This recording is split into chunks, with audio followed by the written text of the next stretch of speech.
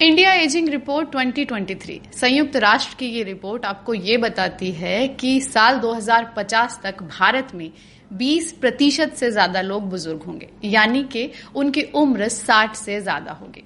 2050 तक भारत में हर 100 में से 20 या 21 इंसान बुजुर्ग होंगे। आज इस बारे में बात करना क्यों जरूरी है? क्योंकि एक ऐसी बीमारी है जो जिन आम बीमारियों के बारे में आप जानते हैं उनसे भी ज्यादा कॉमन है, लेकिन आपको उसके बारे में पता नहीं।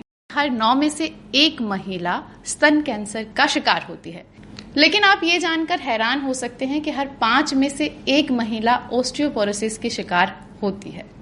ये कितना गंभीर है? बढ़ती उम्र के साथ, एजिंग होते इंडिया के साथ इस बीमारी के बारे में बात करना कितना जरूरी है और इसके जोखिमों के बारे में जानना भी बेहद जरूरी है। इसी पर बात करने के लिए डॉक्टर ईश्वर बोरा हमारे साथ हैं। सबसे पहले सर, आखिर ये है क्या और होता कैसे है? Anita, thank you very much ये इस छुपे हुए तथ्य को बताने के लिए कि ऑस्टियोपोरोसिस क्या है।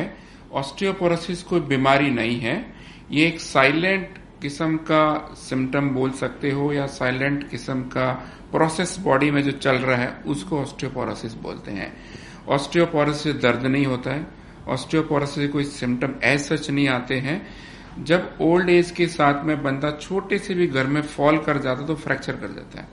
ज्यादातर फ्रैक्चर जो होते हैं वो कूल्हे के होते हैं, स्पाइन के होते हैं, वर्टिब्रा के फ्रैक्चर होते हैं। ऑस्टियोपोरोटिक वेस्ट कंप्रेशन बोलते हैं या जो नेक फीमर फ्रैक्चर आपने बहुत कॉमन नाम सुना होगा, उसका मुख्य कारण ही ऑस्टियोपोरोसिस है, या टेक्निकल टर्म में बोलोगे उसको फ्रेजिलिटी फ्रैक्चर बोलते हैं। और अनीता, आपने बहुत सही बोला है कि एजिंग इंडिया, अभी आपने सबने जाना होगा कि हम लोग प्राउड कर रहे हैं कि we are most productive, young population सबसे ज्यादा है हमारे पास। हमारे प्राइम मिनिस्टर भी इस बात को लेके बोलते रहते, पर आप आने वाले 20 सालों में देखो वो पॉपुलेशन क्या होगी? वो पॉपुलेशन एजिंग होगी। सो उस एजिंग के अंदर क्या क्या समस्या आएगी, तो वो है ऑस्टियोपोरोसिस। जो आपने भी बताया कि हर 5 में से 1 महिला को ऑस्टियोपोरोसिस है, तो मैं तो रादर कहूंगा कि 40 साल के बाद ऑलमोस्ट हर 2 में से 1 महिला को ऑस्टियोपोरोसिस होगा, यदि हम सबका स्क्रीनिंग करें, डायग्नोस करें। 40 डॉक्टर, आपने बात की उम्र की 40 साल के बाद। मेरे पास नेशनल लाइब्रेरी मेडिसिन का कुछ डेटा है जिसके अनुसार पुरुषों में 7% के आसपास और महिलाओं में 37% के आसपास इसके केसेस देखे जाते हैं। अब अगर उम्र के हिसाब से बात करें तो महिला और पुरुषों में बहुत डिफरेंस है। जैसा कि 50 की उम्र में पुरुषों में 4% होता है और महिलाओं में 15। ये बढ़ते बढ़ते अगर 80 की उम्र तक जाएं तो पुरुषों की तुलना में ये महिलाओं में 85% होता है। तो क्या कुछ कहा जा सकता है कि ये बायस्ड है, ये महिलाओं को लिंग भेद करता है, महिलाओं को ज्यादा प्रभावित करता है? नहीं अनीता, ऐसा नहीं है। ये भगवान ने बनाई हुई ह्यूमन बॉडीज है कि मेल फीमेल का अपना जो हार्मोनल स्ट्रक्चर है, हार्मोनल जो सिस्टम है, वो मेल और फीमेल्स का थोड़ा डिफरेंट है। बिकॉज फीमेल्स को रिप्रोडक्टिव फंक्शन दिया है भगवान ने, तो उसके लिए स्पेशल अलग से हार्मोन्स भी दिए हैं। और एक मीनोपॉज का जो नाम सुना होगा आपने, तो मीनोपॉज की उम्र भी घटती जा रही है हमारे कंट्री में। आप देखोगे तो पहले कहीं 50-52 होती थी, अब 48, 46, इवन लोग आज 43, 44 के भी मिलते गया, हमारा मीनोपॉज हो गया। सो मीनोपॉज एक ऐसी अवस्था है जहां पे बोन मेटाबॉलिज्म सिग्निफिकेंटली डिस्टर्ब होता है। डॉक्टर, आपने बात की मीनोपॉज की, तो मीनोपॉज और ऑस्टियोपोरोसिस में क्या संबंध है, क्या रिलेशन है इन दोनों के बीच में? ये बहुत ही सटीक सवाल है आपका अनीता। ऑस्टियोपोरोसिस और मीनोपॉज के अंदर डायरेक्टली प्रोपोर्शनेट का रिलेशन है, क्योंकि मीनोपॉज होते ऑस्टियोपोरोसिस सेट इन हो जाता है। मीनोपॉज एक ऐसी अवस्था है महिलाओं की जिसके अंदर उनके मेंसेस आना बंद हो जाते हैं। वो क्यों बंद हो जाते हैं? बिकॉज बॉडी के अंदर हार्मोन का बैलेंस भगवान ने जैसे सिस्टम बनाया, जैसे बंद हो जाएगा तो मेंसेस बंद हो जाए, उसको मीनोपॉज बोलते हैं। तो मीनोपॉज होने से जो हार्मोन्स मेंसेस को मेंटेन कर रहे थे, वही हार्मोन्स आपके बोन मेटाबॉलिज्म में सिग्निफिकेंट रोल अदा करते हैं। तो वो हार्मोन जैसे कम हो जाते हैं, उनका फंक्शन कम हो जाता है, तो बोन मेटाबॉलिज्म डिस्टर्ब हो जाता है। तो ब्लड के अंदर कैल्शियम की मात्रा को मेंटेन रखने के लिए आपकी बोन का एब्जॉर्प्शन बढ़ जाता है। तो बोन खोखली हो जाती है, तो उसको ही ऑस्टियोपोरोसिस बोलते हैं। इसलिए मेनोपॉज के साथ ही ऑस्टियोपोरोसिस का सीधा रिश्ता है। ओके, तो अगर हमें पता है कि ये इतने क्लोजली कनेक्टेड हैं, कुछ ऐसी चीजें हैं जिन्हें करके आप बिफोर मेनोपॉज आप तैयार हो सकें कि इस परेशानी से आप बच सकें, या ये होना ही होना है? ये वैसे तो होना ही होना है, पर इसको 100% आप प्रिवेंट कर सकते हैं। इसकी सीवियरिटी को, इसके सेटिन को हम रोक सकते हैं, डिले कर सकते हैं, और इसके जो कॉम्प्लिकेशन होते हैं, जो कि मैंने बताया हिडन चीज है ये, उसके डायरेक्ट कॉम्प्लिकेशन होते हैं, वो 100% अवॉइड कर सकते हैं आप। तो सबसे पहला जो काम है वो है एजुकेशन का, अवेयरनेस का। जो भी फीमेल का हार्ट है बिटवीन 40 से लेके 50 का बीच का, जो कि आज नहीं तो कल इस अवस्था में आने वाली है, उनको मेनोपॉज के बारे में सारा कुछ पता होना चाहिए। वो कब होएगा, कैसे होएगा, उसके क्या सिम्टम होंगे, उसे क्या साइड इफेक्ट हो सकते हैं बॉडी में, उसको समझाना पड़ेगा, उनको समझना पड़ेगा, एजुकेट करना पड़ेगा। तो ये करने से वो लोग अपना प्रिवेंशन ले सकती है। कैसे ले सकती है?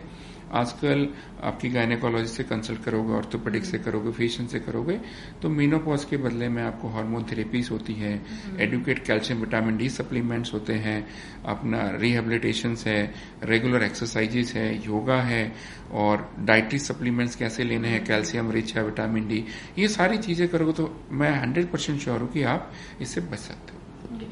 क्या ऑस्टियोपोरोसिस फैमिली में रन करती है? ऑस्टियोपोरोसिस जनरली फैमिली में रन नहीं करता, ये सेनाइल डिजीज है, मतलब एज रिलेटेड डिजीज है। पर फीमेल्स के अंदर तो आप फैमिली कह सकते हो, बिकॉज सबको ही होता है, तो it is a family also, you can say, but this is a senile problem. तो डॉक्टर, आपने बताया कि सिम्टम्स आते नहीं है, तो कोई कैसे समझे कि वो ऑस्टियोपोरोसिस की तरफ बढ़ रहा है? ये सबको मान लेना है तो ऑस्टियोपोरोसिस होना ही है, ये आपको समझ लेना है कि ऑस्टियोपोरोसिस होना ही है। जैसे आपके बाल सफेद होते हैं, आपकी स्किन पे झुर्रियां पड़ती है, तो कोई कहता थोड़ी, पर पता आपको मेरे बाल सफेद आते, कोई बंदा डाई करता है अच्छा दिखने के लिए।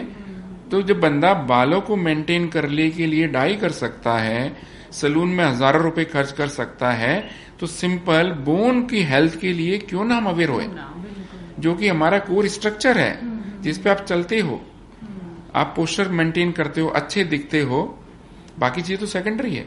डॉक्टर, आपने बताया कि ये एक तय समय पर होना ही है, हो सकता है कि सीवियर हो या कम आपको हो। क्या कितनी तरह का होता है ये, सबसे पहले ये समझ लेते हैं ताकि आगे की चीजें और हमें क्लियर हो सके। ऑस्टियोपोरोसिस सबसे पहला जो समझने की जरूरत है वो सेनाइल ऑस्टियोपोरोसिस।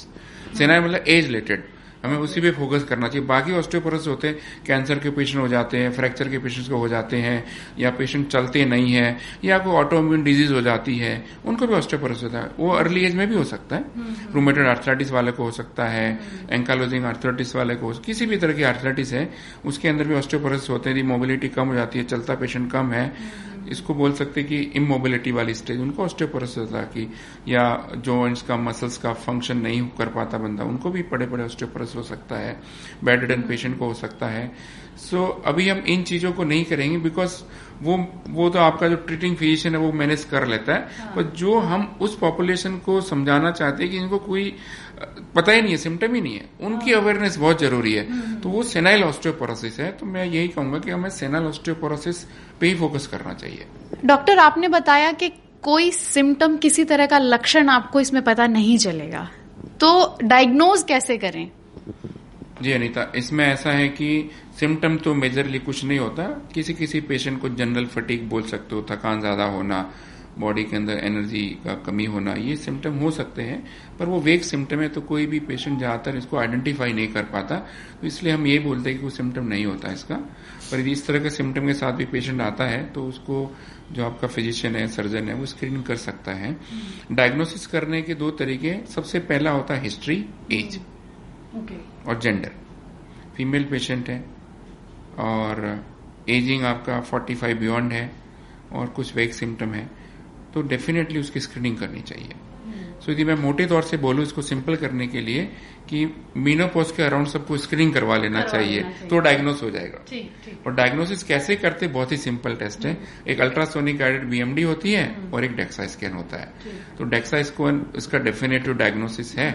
और आप बॉडी में चाहो तो थोड़ा कैल्शियम पैरामीटर या पैराथायराइड हार्मोन देख सकते हैं, विटामिन डी लेवल देख सकते हैं, वो सेकेंडरी सपोर्ट सिस्टम है उसका डायग्नोसिस करने का। तो DEXA scan is gold standard for the diagnosis of osteoporosis. उसके अंदर एक टी स्कोर को लेबल किया जाता है। यदि वो आपका टी स्कोर 1 to 2.5 है माइनस में, तो आप ऑस्टियोपेनिक हो, और -2.5 के बियॉन्ड है तो आपको ऑस्टियोपोरोसिस है। और इन दोनों में क्या फर्क है? यस, -1 से लेके 2.5 तक टी स्कोर है, इसका मतलब ऑस्टियोपोरोसिस की फेज में एंटर कर चुके हो, जहां पे आप इसको 100% रोक सकते हो by treatment, by dos and don't, by diet. -2.5 पे आया है तो उसको एज ए थेरेप्यूटिक ट्रीट करना चाहिए। तो मतलब रोका जा सकता है, ऐसा नहीं है कि इसे रोकने से। इसके लिए किस तरह के इलाज मौजूद हैं? इसके लिए आपको मेजरली ट्रीटमेंट को हम 3 भागों में डिवाइड कर सकते हैं: मेडिकल ट्रीटमेंट, फिजिकल थेरेपी और लाइफस्टाइल मॉडिफिकेशन। मेडिकल थेरेपी के अंदर कैल्शियम, विटामिन डी सप्लीमेंट, और उसके लिए ऑस्टियोपोरोसिस की ड्रग्स आती है। ऑस्टियोपोरोसिस की ड्रग्स मेनली जो एल्ड्रोनेट्स होते हैं वो देते हैं हम लोग, और पैराथायराइड हार्मोन के इंजेक्शंस देते हैं। अभी डेनिसुमाब भी नई एक ड्रग आई है, वो भी देते हैं। और अभी फ्यूचर रिसर्च भी चल रहा है इस पे, जिसको बायोलॉजिकल ट्रीटमेंट बोलते हैं, वो भी काफी अभी अवेलेबल होने वाले हैं।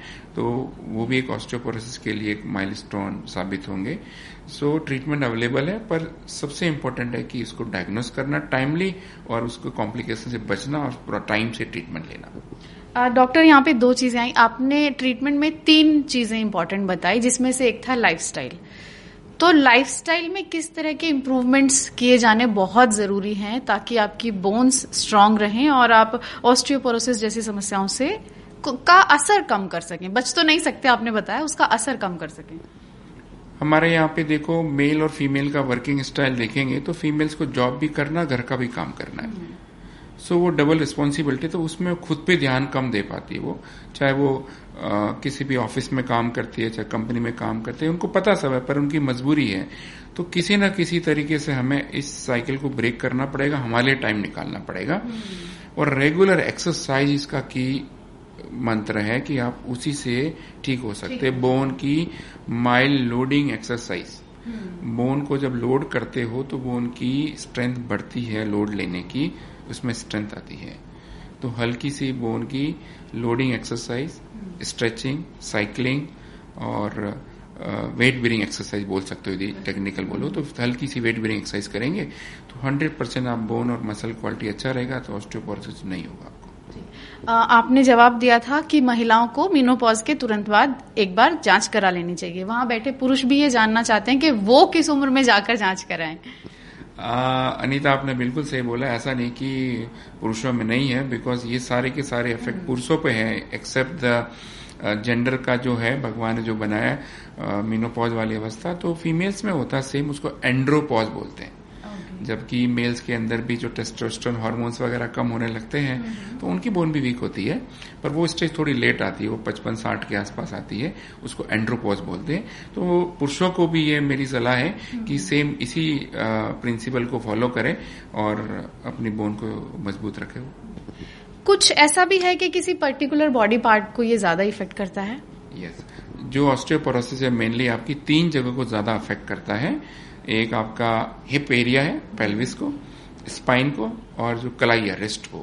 तो आपने उम्र में दराज में लेडीज में हल्का सा गिर जाती है, उनकी रिस्ट फ्रैक्चर हो जाती है, गुला फ्रैक्चर हो जाता है, स्पाइन की हड्डी दब जाती है। 3 जो फ्रैक्चर है मुझे लगता है हमारे परिवार में किसी न किसी ने देखे होते हैं कि दादी माँ की स्पाइन में थोड़ी हड्डी दब गई है, या कूल्हे का फ्रैक्चर हो गया, रिस्ट के अंदर फ्रैक्चर हो गया।